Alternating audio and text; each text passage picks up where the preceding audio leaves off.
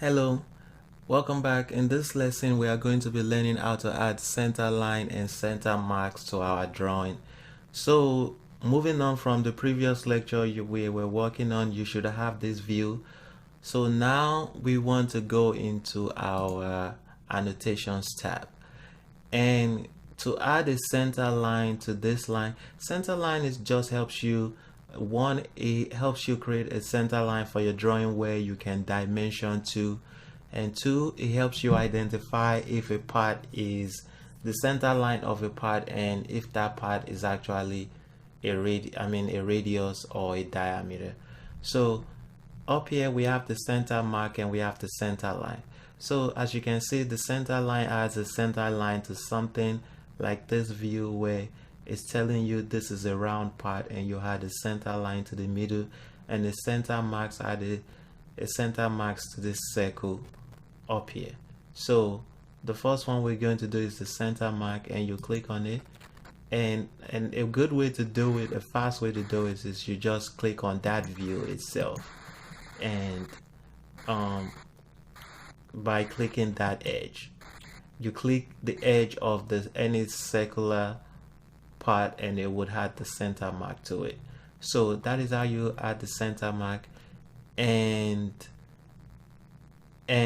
you have the different option over here of how you can adjust that center mark. So in some cases, if you have multiple holes, if you click those holes, it would change it to a circular center mark and you can have the circular center mark. But since that doesn't apply, to just add the center mark, you click any circular edge on that view and it has the center mark for you, and you can always adjust this, pull it out.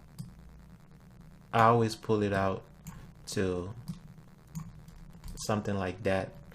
And to add the center line is the same thing. You can click this view and it has the center line for you, which is adding the center line of those cut.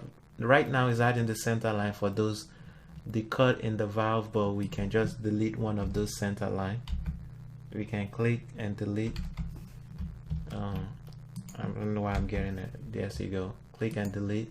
I had a little bit glitch over there, and we can just pull this out. So the center line will be for our extrude body to show that is actually a revolve. So that is how you add the center line. Remember, the center mark is when you have a circular, and the center line is when you also have a circular but it's showing it not from the top view of it but from the side view. Anyway, that is how you add center marks and center line. Thank you, and I will see you in the next lecture. Bye.